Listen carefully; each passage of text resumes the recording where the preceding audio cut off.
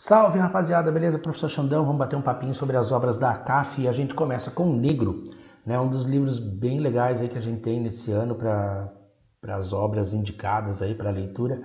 E esse livro é, na verdade, uma coletânea organizada pela professora Zilma Nunes a partir de textos com a temática escravidão e abolicionismo lá no final do século XIX, na época do Cruz e Souza. Então o que é importante vocês estarem atentos é que esse livro foge um pouquinho às características do simbolismo. Era aquela coisa de antipositivismo, anticientificismo, antimaterialismo e tal. E a ideia aqui é exatamente essa, né? De ser crítico, de ser incisivo, de trabalhar com as temáticas mais aproximadas disso. Então é importante vocês terem essa característica também bem perceptível. O livro ele divide, né, a professora Zilma divide o livro em três momentos, né, em três gêneros literários. O gênero lírico, que são as poesias, e aí presta atenção que é predomínio de soneto. Tá? Então o soneto sempre tem aquela estrutura, 14 versos, aquela estrutura de versos decassílabos e tal. Mas também tem odes, também tem hinos. O que são odes ou hinos? São textos que têm a exaltação de um povo, a exaltação de um herói de alguma nação, por exemplo.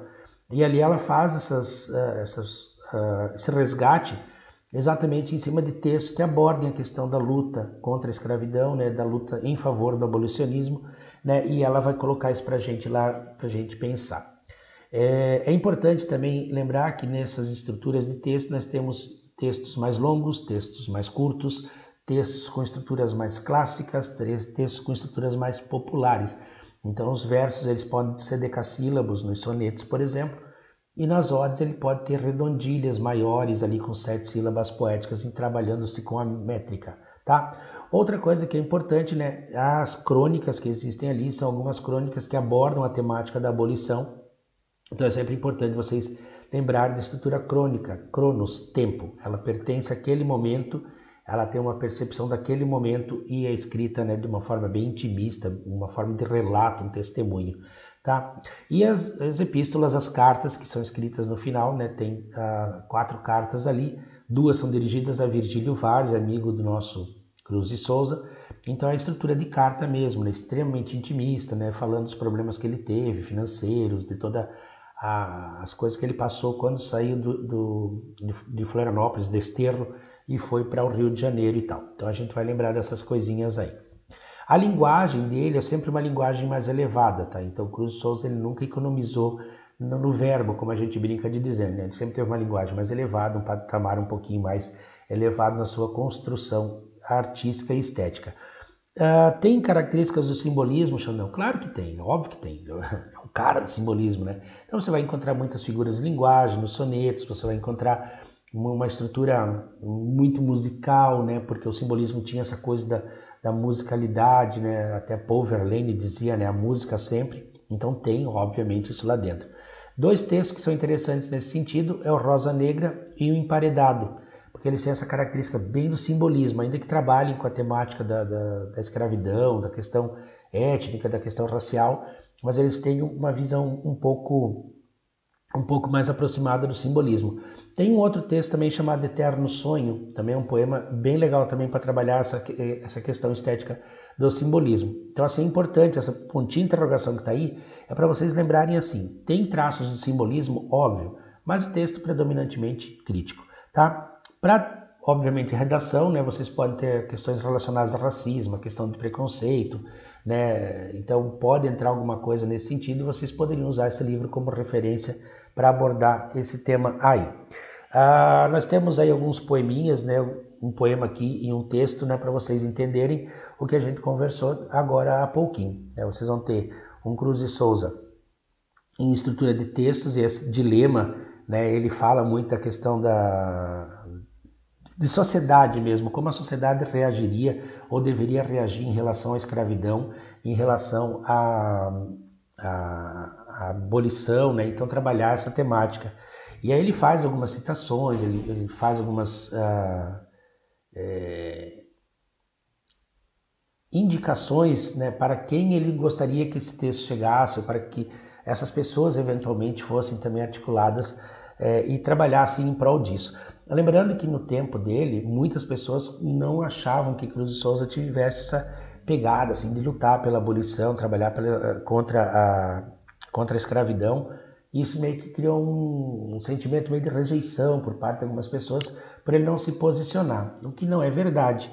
Nas crônicas, por exemplo, tem uma em que ele fala muito claramente sobre isso, né, da República, né, da importância da República, que a República ela garantiria as liberdades, né, que seria melhor que a monarquia. Inclusive está lá no poema Escravocratas, quando ele diz que a sociedade está sob o manto régio, né? Então, o manto do império, né, que permite essa questão da escravidão. Então, ele coloca isso muito claramente, assim, isso fica muito claro.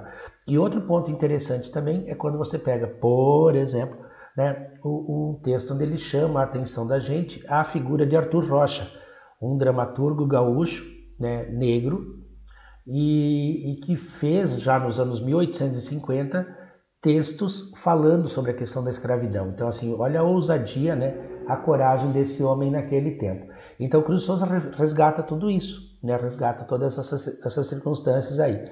Então, a gente vai lembrar, né, que ele fala, né, num dos versos que ele diz, o dia da razão, da luz e do direito. Né, os ideais iluministas, toda a questão da liberdade, a questão da fraternidade, a questão da igualdade, tudo isso está inserido aqui dentro, também nessas estruturas de texto dele. Lembrando que Cruz de Souza foi um cara muito inteligente, um cara extremamente articulado, um cara que sabia escrever bem, passou por um monte de perrengue na vida, morte da esposa, morte dos filhos, tuberculose, né? Então, assim, pô, a vida dele não foi nada agradável, né? E curiosidade curiosa, né? Sempre lembrar daquele episódio em Laguna, onde ele teria passado no concurso para ser promotor de justiça e acabou não assumindo em 1883 pelo fato de ser negro e ainda éramos uma sociedade que tinha escravidão no seu meio, né? Então era uma sociedade escravocrata. Então ele fala sobre isso, ele fala sobre por que não se quebram os elos dos escravos, como é que uma pátria pode ser livre se tem tanta gente escravizada, né, ou acorrentada, né, termos do livro. Então assim, é uma antologia que a professora Zilma traz para nós e traz à luz um Cruz de Souza que pouco conhecemos, né? Um Cruz de Souza mais crítico, um cara mais incisivo nas suas concepções, nas suas percepções de mundo e de sociedade, uma vez que ele, né, é descendente de negros, né, o Cruz de Souza ele acaba também pagando o preço por isso, né, na sua vida enquanto escritor. Ele coloca isso lá no Emparedados. Como é que tu quer ser escritor se tu tens essa cor, né? Então ele coloca lá no texto. Então o livro é bacana porque resgata um Cruz de Souza diferente para muitos de nós, traz para nós uma temática super importante, super atual, né? A gente fala hoje a expressão pautas, né? Então a questão do racismo, o combate a ele, e que é um tema que eu acho bacana vocês também pensarem em termos de prova de redação, tá bom? Então negro é gênero lírico, poesias, crônica, né, por conta dos textos em narrativa, em prosa, né, em crônica, e temos também as cartas no final lá, que ele faz carta para Virgílio Várzea, faz carta para a Sociedade Carnavalesca de Aba 4, né, e ele vai contar um pouquinho dessa história do final do século XIX para a gente, né, o nosso querido Cruz de Souza, tá bom?